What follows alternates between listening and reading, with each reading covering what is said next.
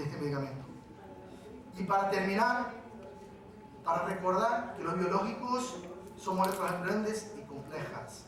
El proceso de producción, no hay tiempo para hablar, pero el proceso de producción le da propiedades únicas. Por eso un biosimilar no va a ser idéntico a un medicamento innovador. Yo no hablo de las copias, porque las copias, yo no sé qué es lo que pasa. No te puedo decir que una copia es mala o es buena, como hay acá en Perú, como hay en Chile, en Colombia, en México. No te puedo decir porque no hay estudios. Entonces no va a ser liviano, ¿se dice liviano? En decir que, bueno, es malo. No, la verdad es que no sé. No sé qué pasa, porque no hay estudios. Y las regulaciones, todos los biosimilares deben seguir comparaciones de paso a paso y cabeza a cabeza. Hay que comparar, si no, no es similar. Si no, no pruebo que es similar. Las reacciones inmunogénicas pueden ocurrir en los biológicos y son impredecibles. Inmunogenicidad debe ser evaluada antes de la aprobación, antes, no en la farmacovigilancia. La farmacovigilancia tiene otro propósito, es buscar los otros efectos adversos que no han sido encontrados en los estudios clínicos. Y sí tiene que tener la farmacovigilancia. Muchísimas gracias.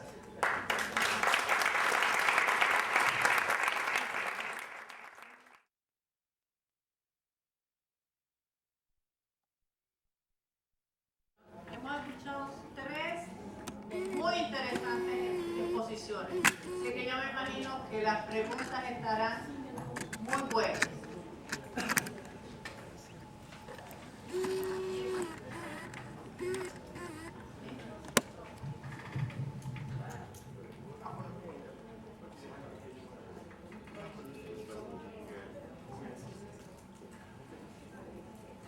Marta.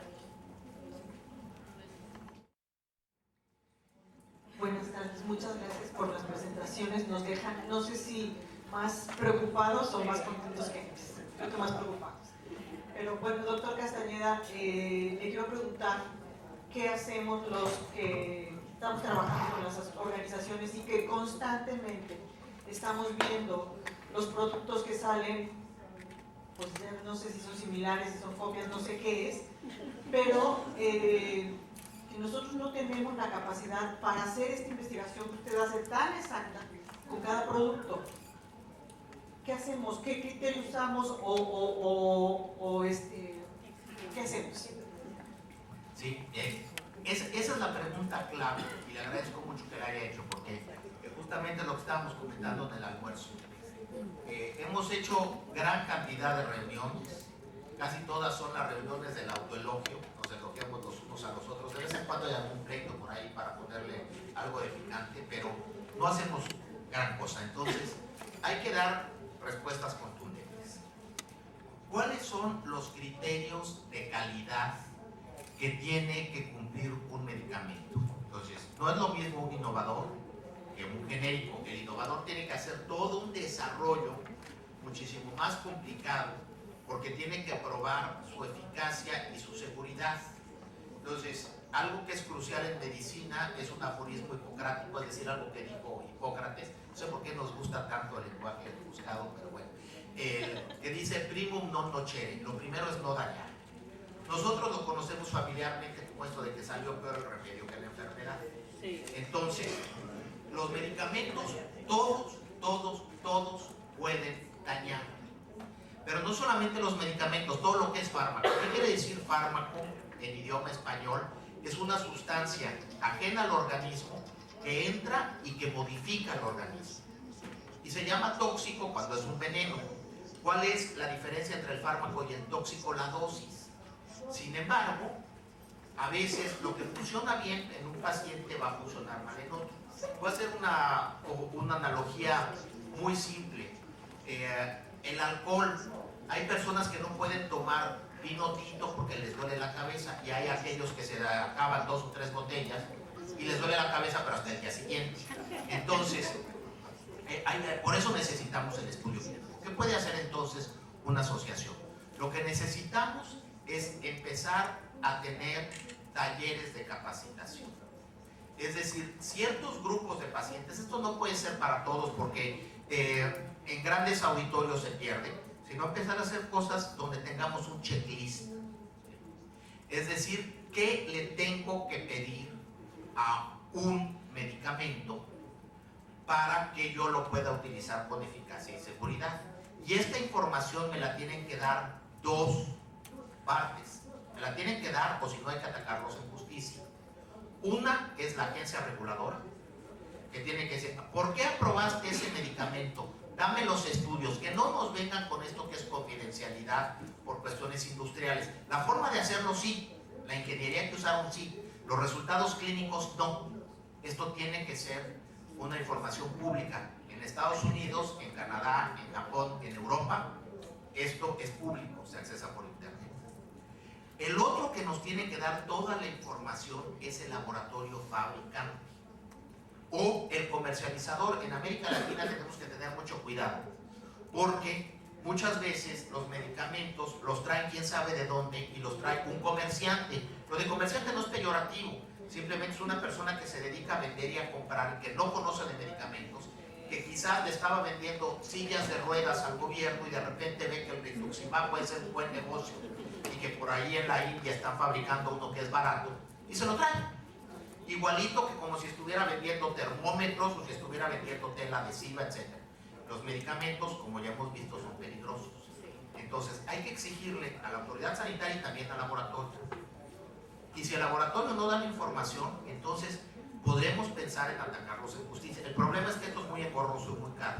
Entonces, lo que puede funcionar muy bien es empezarnos a preparar, pero ya con talleres muy específicos, con objetivos pedagógicos. Se diga, a ver, esta es la información que necesitas pedirle un medicamento genérico, entonces vamos a capacitar a un grupo de los nuestros para que puedan emitir un dictamen.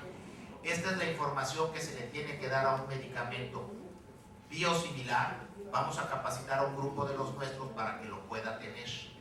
Y de esta manera poder tener un juicio rápido. No es tan difícil. Hacer la parte de la evaluación técnica sí lo es. Sin embargo, es como cuando uno está evaluando un examen de manejo. Bueno, pues hay ciertas capacidades que se tienen que tener. No vamos a entrar en grandes detalles de toda la neurofisiología de lo que tiene que hacer uno para frenar a tiempo. Entonces, esto es lo que podemos empezar a hacer, ser mucho más pragmáticos y empezar a generar en las asociaciones de pacientes personal con la información que se tiene que pedir y que esté listo para la acción. La siguiente pregunta. Brasil.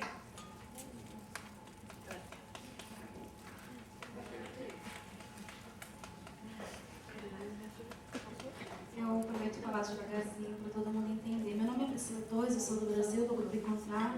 Trabalhamos com artrite reumatoide e eu tenho perguntas para os nossos 3 palestrantes. Eu até escrevi as minhas perguntas porque elas são bem grandinhas. Então, assim, a minha primeira pergunta vai para o Dr. Gilberto, referente à pesquisa clínica. No Brasil, nós estamos vivenciando a chegada da pesquisa clínica com medicamento biosimilar. E o nosso grupo, nós temos pacientes em pesquisa clínica em todo o Brasil, em vários centros de pesquisa. E nós nos deparamos com um problema, que é a nomenclatura na nossa agência regulatória. Então, um medicamento biológico novo, que é a referência que a Anvisa faz, a agência reguladora brasileira, ela nos remete, enquanto paciente, a pensar no inovador. Então, o paciente, quando ele chega para a pesquisa clínica, ele lê lá, no termo de consentimento, medicamento biológico novo. Então, ele volta para a organização de paciente e fala, bacana, vou tomar algo novo, melhor, né?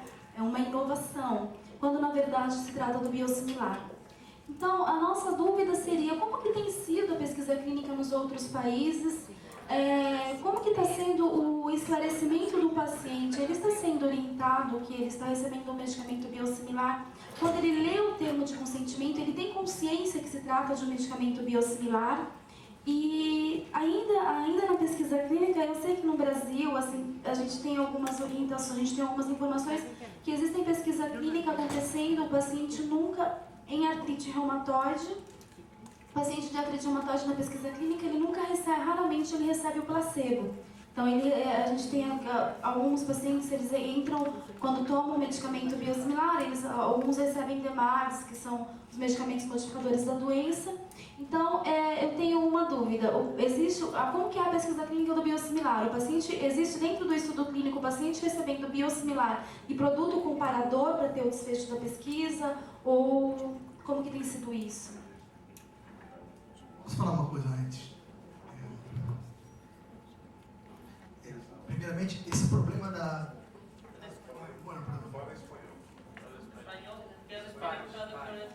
Bueno, claro, bueno. ¿Y qué preguntó? Bueno, preguntó cómo lo hacen los estudios clínicos en otras partes que no en Brasil, porque aparentemente en Brasil les dan, para biosimilares, hacen un estudio clínico del biológico contra un placebo. O sea, éticamente no debería ser así. Eso es un tema. Porque si los estudios son comparativos, son por ahí equivalencia y en algunos casos estudios no inferioridad, pero son estudios comparativos. Si es biosimilar, sí o sí tiene que ser comparativo. Se compara con placebo, un medicamento innovador, ¿no? O sea, dependiendo de la naturaleza. Y hablando muy rápidamente, entonces mi opinión es, me suena raro un estudio clínico para medicamento biosimilar que se utilice el placebo, porque la metodología es ¿qué puede pasar? Y una otra cosa que es importante, este tema de nomenclatura es algo increíble, porque en todos los lados dicen distintos. México tiene el mismo problema que Brasil. Cuando en la época de los genéricos, en Brasil se decía similar los medicamentos que no eran genéricos, que eran copias, a lo mejor que no eran buenos. Así se decía similar. En México pasa lo mismo, porque la farmacia más grande que tiene México, ¿no?, es Dr. Simi, que son medicamentos similares. Entonces, en México el biosimilar se dice biocomparable. Y esta nomenclatura fue una decisión muy infeliz de Brasil de llamarlo biológico nuevo. O infeliz, o qué sé yo, no sé. Pero la verdad es que no funciona. A lo mejor biocomparable está bien, o sea, son biocomparables. Y en Brasil podría ser biocomparables, qué sé yo. Pero biológico nuevo coincido 100%. Eso es un absurdo.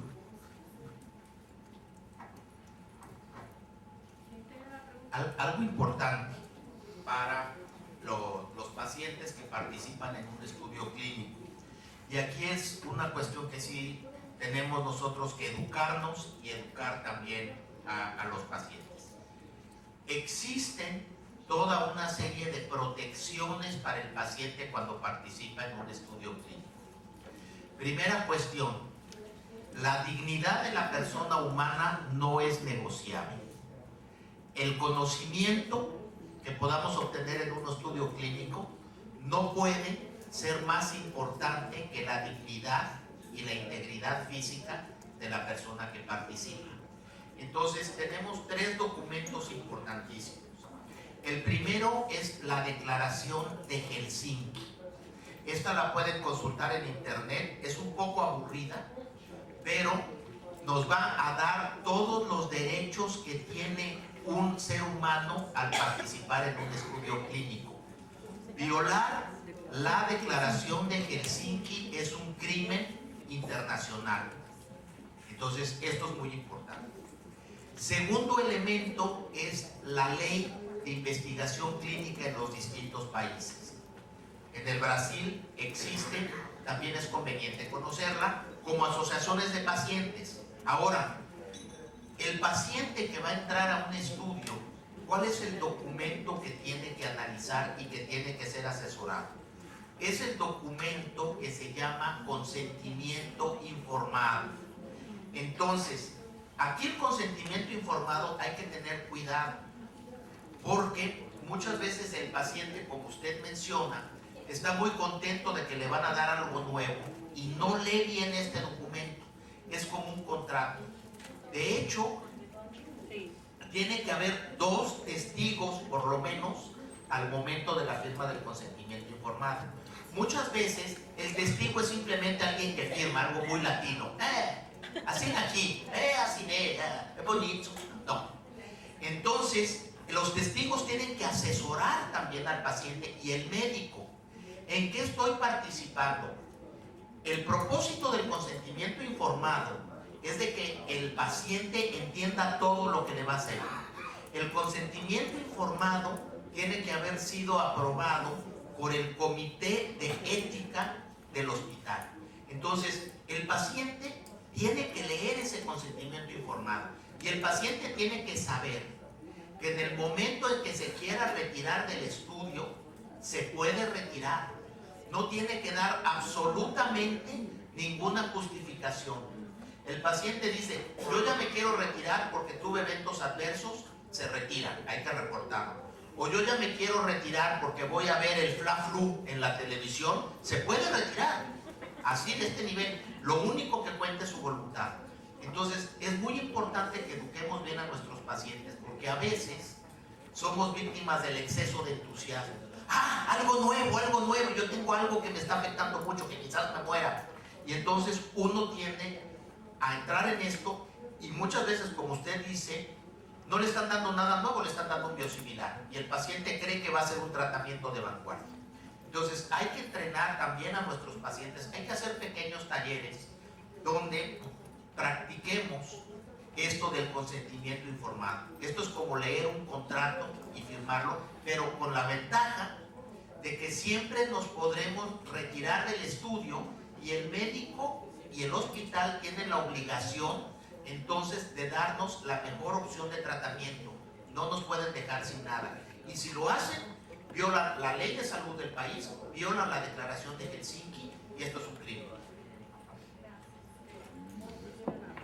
Buenas tardes, gracias por tus presentaciones. Tengo dos preguntas porque no quiero que Alessandra esté al lado en esta conversación. Creo que es importante que para Alessandra, si tú dijiste que tenemos como organizaciones un poco de temor de entrar en esas cosas de política, de incidir en los sistemas de política.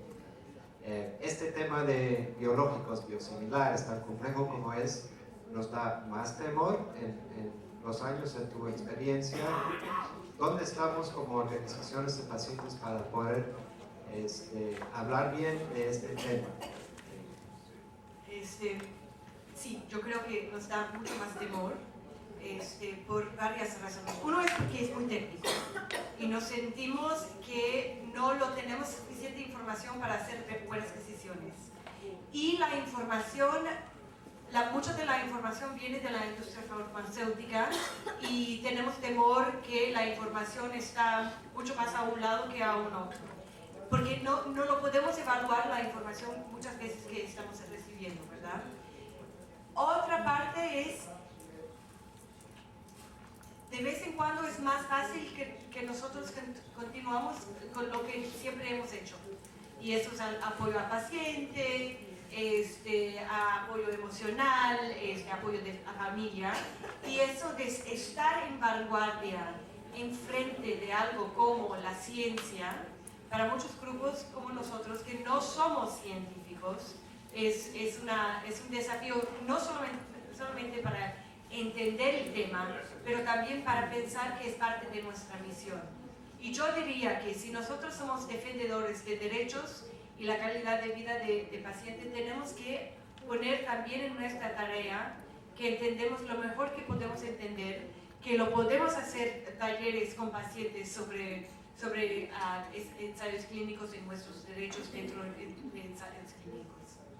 Gracias. Y mi otra, no es una pregunta, sino un pedido que también hice en Panamá el año pasado, que necesitamos como grupos de pacientes entender la escala del problema.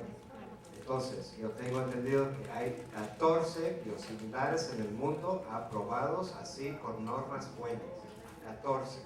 Pero ¿cuántos intentos de copias hay en el mundo, por ejemplo, o en un país típico de la región? ¿Cuántos dicen que son biosimilares y no son? ¿Cuántos biológicos hay? ¿Y para cuáles enfermedades? Y también una mirada hasta, ya si bien son enfermedades de inflamación y cáncer, ahora, ¿a dónde van los biológicos? Porque van a surgir la misma problemática si es que vamos a esclerosis múltiple, por ejemplo, o vamos a otras enfermedades. Entonces, ¿dónde vamos con eso? Necesitamos saber la escala del problema. Gracias.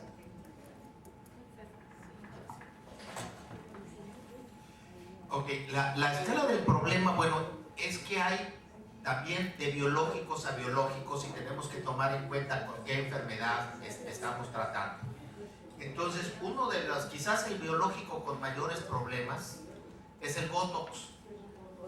El Botox, la toxina botulínica, es un biológico y es el que más problemas da porque por cuestiones estéticas la gente se está inyectando Botox que viene quién sabe de dónde. Entonces, el Botox tiene una función terapéutica también, se utiliza mucho para relajar músculos en distintos procedimientos quirúrgicos, pero para evitar las arrugas, cantidad de gente se lo pone y está causando grandes problemas. Ahí tenemos que este Botox escapa de todos los controles. Entonces, es algo que tenemos que pensar. La insulina, por ejemplo, la insulina, hay algunas insulinas que dan problemas, pero tenemos una ventaja. Casi siempre una insulina que produce un problema nos damos cuenta de inmediato. Entonces, es posible corregir.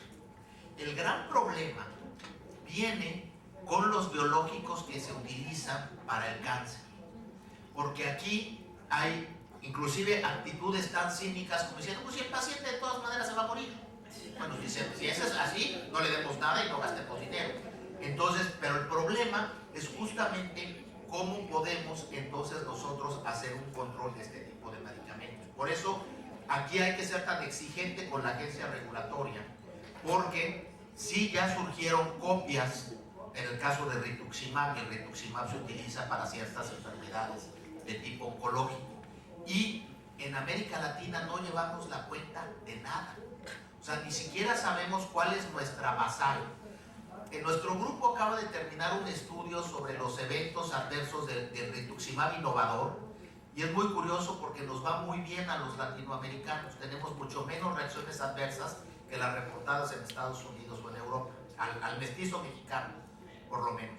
Pero estos estudios son muy importantes porque entonces vamos a tener la basal y te necesitamos, y aquí sí es una presión a los innovadores. Los innovadores no están haciendo gran cosa. O sea, hablan mucho de la farmacovigilancia, pero no la hacen y no la publican. Necesitaríamos nosotros que los innovadores también, y hay que presionarlos, nos empiecen a dar los datos de que con mi producto en el Perú, estos son los datos. Con mi producto en Ecuador, estos son los datos. O sea, ¿cuáles son los datos del innovador en nuestros países? Si alguien los tiene, le agradecería muchísimo que me los haga saber. Cuando nosotros tengamos entonces la línea basal, vamos a saber qué pasa realmente con el biosimilar o con la copia. Si se va para arriba, se va para abajo o sigue igual. Pero actualmente, esto que mencionaba el doctor García, los estudios comparativos están muy bien, pero a nivel de farmacovigilancia, ¿comparando contra qué? Contra lo que nos dicen, contra información comercial, como decía Alessandra. Nosotros podemos muy bien trabajar con la industria, eso es perfecto, pero no somos la industria. Tenemos que tener independencia. Entonces, hay que exigirle también al innovador este tipo de resultados y ser también muy exigente con el biosimilar, pero teniendo datos. Buenas tardes.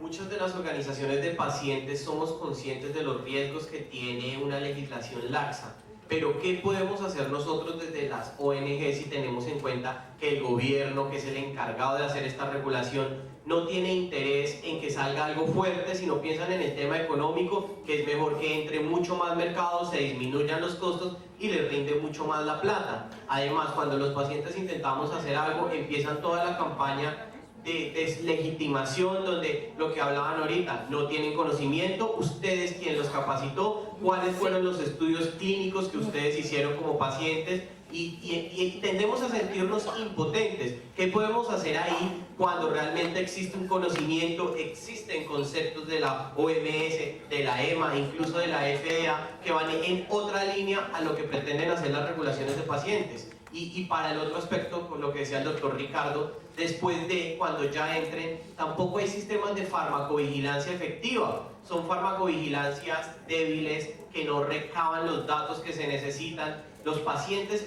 ¿cómo podríamos hacer y participar y formular proyectos de una farmacovigilancia real para mirar qué tan efectivos están siendo estos medicamentos?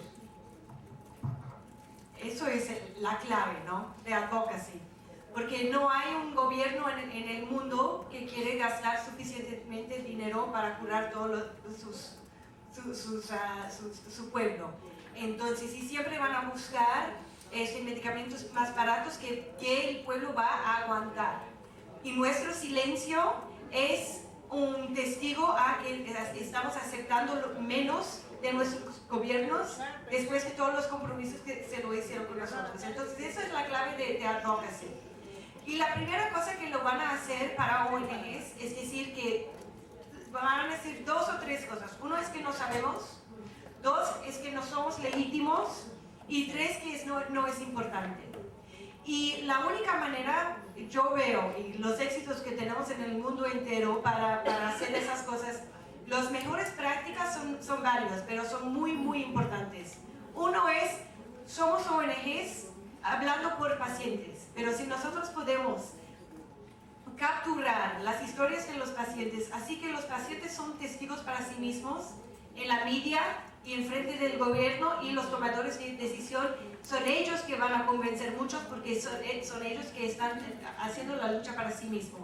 Entonces nosotros tenemos que crear ambientes donde ellos pueden luchar, pueden hablar y pueden exigir de sus tomadores de decisión. La otra cosa es que no hay una ONG en ese cuarto suficientemente grande para cambiar ni un pedazo de legislación. Somos pequeños. Somos pequeños porque no tenemos fondos y no tenemos suficiente impacto. Entonces siempre tenemos que trabajar con una variación de otras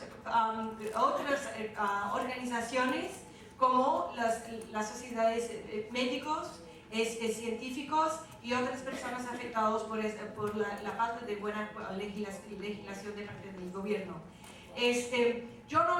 Yo sé que la lucha que nosotros tenemos como ONG muchas veces nos sientes muy impotentes y siempre nos sentimos impotentes, pero si nosotros trabajamos en red y nunca perdemos esperanza y usamos medios y pacientes como comunicadores, vamos a ver que vamos a tener mucho más éxito a largo plazo.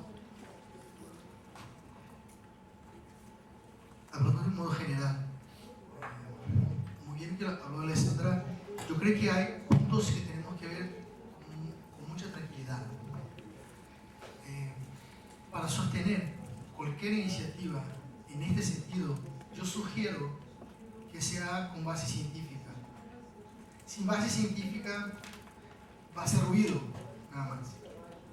Y el ruido muchas veces alguien te puede decir lo que ya hablaste ahora.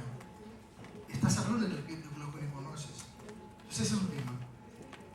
Y otra cosa, la lucha de ustedes es impresionante, pero en este momento no tenemos que estar emocionados, tenemos que ser fríos. Ojo, tenemos que ser fríos, porque la emoción nos va a traicionar.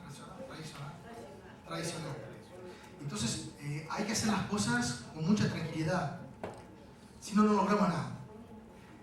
Nosotros como ONG hemos hecho un trabajo muy interesante con las agencias regulatorias y tenemos ejemplos buenos. Este año, la semana pasada, hicimos la segunda capacitación en Anvisa y Conitec en Brasil.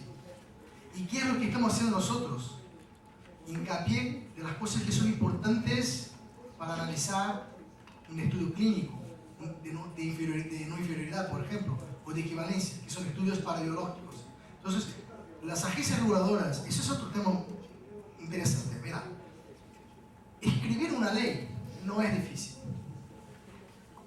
Ahí tienes los lineamientos de la OMS. Pegas una ley, lo copias y ya está. Pero, ¿cómo la vas a hacer cumplir? Ese es otro tema. ¿Cómo hacerla cumplir? ¿Están capacitados? Te digo, no. Pero eso no está mal, porque estamos en un terreno de incertidumbres. Es nuevo para todos. Entonces, ¿qué es lo que la agencia tiene que hacer?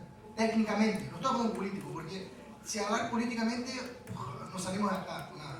Entonces, hablando técnicamente, ¿qué es lo que se tiene que hacer? Capacitar. La agencia tiene que estar capacitada para analizar un dossier, mirar el estudio y decir, ese estudio funciona y esto no funciona. Ese es un trabajo que nosotros hemos hecho, porque miramos que por ser un camino, o sea, capacitarles por lo menos técnicamente, ¿no? no tenemos fuerza política, tenemos fuerza de hacer hincapié como sociedad científica y bueno, la academia y bueno, por ahí va. Ese es un tema. Hemos hecho en Brasil, en Colombia, hicimos uno el año pasado, en Paraguay estuvimos reunidos este año, hace 2 meses, con el Ministerio de Salud y de la Dinavisa, que es la agencia que todavía no, Paraguay todavía no tiene su regulación lista, pero lo están buscando, entonces lo están buscando apoyo, eso es bueno. Perú está por publicar su decreto, me dice la gente de DGMIT que en febrero o marzo van a tener publicados, pero Perú tiene otro problema, y la norma no está mal, tengo críticas, pero no está mal. Está mal es no tener, ¿no? Pero Perú tiene un problema, como tiene Chile. Chile está en la misma situación, o sea, la norma está ahí, pero todavía no es una ley. ¿Qué van a hacer con los que ya están aprobados y que no cumplen con las exigencias? O sea, eso todo es un tema que pasa de lo que es técnico para el político. Pero lo que nosotros podemos hacer con seguridad es técnico. Eso sí puede hacer. Hay que juntar las sociedades pacientes, sociedades médicas, de algún modo involucrar a las sociedades médicas y hacerlo. Ese es lo que a mí, pero mira, tranquilos, conscientes, fríos, tenemos que ser fríos. En este momento la emoción nos va a traicionar. Hablaste de Europa y bueno, son 15 ya aprobaron, 14 porque aprobaron ahora en Fleximal. Pero en Europa tienen un tema que es la farmacovigilancia que funciona mucho más que acá. Acá no funciona. Yo te digo como médico, nadie me enseñó qué es lo que tengo que hacer en términos de farmacovigilancia. Nunca lo supe. Yo, si en Brasil, por ejemplo, tenemos las enfermedades de notificación compulsoria, que son enfermedades tropicales, todo. Pasó algo, o algunas infecciosas, pasó algo, tengo que notificar. Y eso la gente lo hace aburrido. Tengo que notificar. Es así. Entonces, farmacovigilancia. Y otra cosa, el médico. Imagínate, bueno, yo creo que lo que pasa en Brasil pasa en toda Latinoamérica. Imagínate un médico que está ahí en su consultorio desde las 7 de la mañana y son las 7 de la noche y ya ha tenido como, qué sé yo, 80 pacientes y uno de los 5 pacientes que tiene, por ejemplo, con artritis reumatoidea, le dice, doctor, es que tengo un dolor aquí. Qué boludo. O sea, ya son 80 pacientes, ya no quiero saber de su dolor. O sea, no pasa nada, de eso no pasa nada. Disculpe, pero no, eso es algo que sé qué pasa, no me preocupe. Pero imagínate, un paciente en 5, en 100 médicos, si un paciente en 5 tiene el mismo problema, son 20%. Entonces, lo que hace en Europa, hay algunos caminos y le están intentando. El congreso latinoamericano que participé yo el año pasado de farmacovigilancia, al final, el resumen, ¿qué es lo que vamos a hacer? No sabemos. Entonces, se discutió 3 días y al final no sabía qué hacer. Porque el tema no es fácil, porque son muchos factores que concurren para eso. En Europa, algunas iniciativas por ahí pueden tener algún resultado. En México le están haciendo un buen trabajo también. En Europa están involucrando al farmacéutico y al paciente. El farmacéutico toma nota de lo que se está distribuyendo. Aquí nos dio el medicamento, el lote, todo.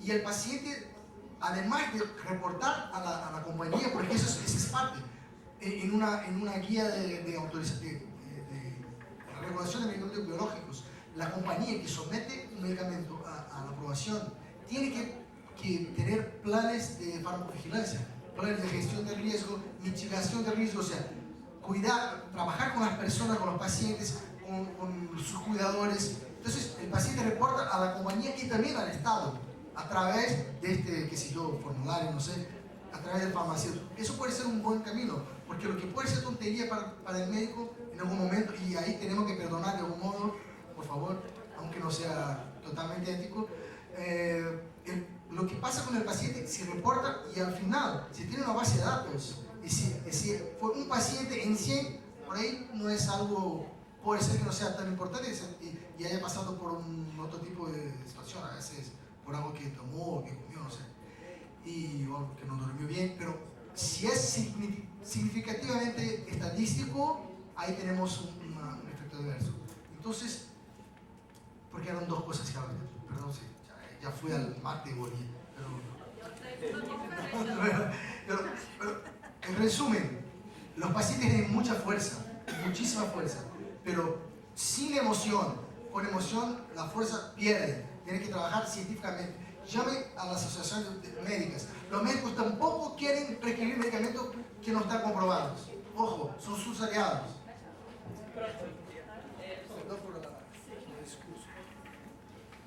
Lamentablemente, el tiempo es traicionero.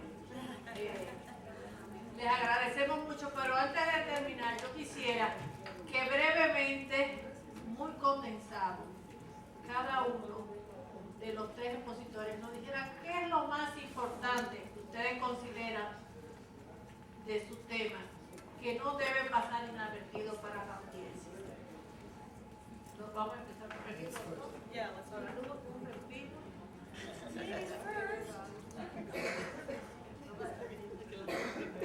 Ok, bueno, yo soy feminista, entonces lo más importante es de que hay que mantener la comunicación entre pacientes y científicos. Los científicos solemos estar en nuestra torre de marfil, en las universidades, y rara vez nos preocupamos de que lo que estamos haciendo se aterriza en un ser humano. Entonces hay que intentar romper esto, hay que intentar esto que han hecho, invitar a algunos científicos, sobre todo del área de farmacología, que es el área de medicamentos, pero también puede ser de otras áreas, de farmacia también, a que hable con ustedes y a que ustedes le manden el mensaje para que esta persona no vuelva a regresar a su laboratorio y simplemente se ocupe de sus ratoncitos y de sus tubitos. Hacerlo cambiar de tal manera que ganen el aliado que les pueda dar el sostén técnico y que este aliado sea aquel que con la fuerza que ustedes le van a dar pueda enfrentar este tipo de batallas. Gracias.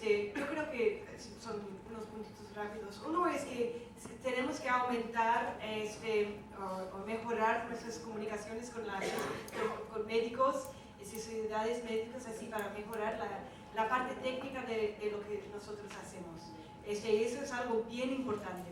La otra cosa es que tenemos que acordar quiénes estamos representando y que no tengamos miedo, porque yo sé que muchas veces nosotros tenemos miedo de que vamos a parecer que somos vendedores para la industria farmacéutica, o tenemos miedo de entrar en la discusión a nivel político. Y tenemos que acordar que no vamos a ser buenos representantes sin hacer cosas que de vez en cuando son muy difíciles y muy frustrantes, pero de largo plazo van a ser que ayuden mucho más a los pacientes. Pues ya hablé mucho, entonces muy rápido. Hago hincapié en tres cosas. Uno de lo que los dos dijeron, o sea, coincido 100%. Un otro es, hemos que estar juntos, pero hemos que tener tranquilidad. No se hace nada con emoción.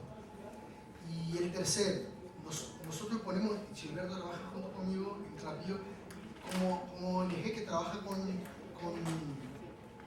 ciencia, por ahí podemos hacer algo. O sea, y mi correo está ahí, lo que quieren, que necesiten, nos pueden llamar y bueno, lo hacemos. Muy bien, muchas gracias. En el Coffee Break ya están disponibles cualquier pregunta, los que se quedaron pendientes.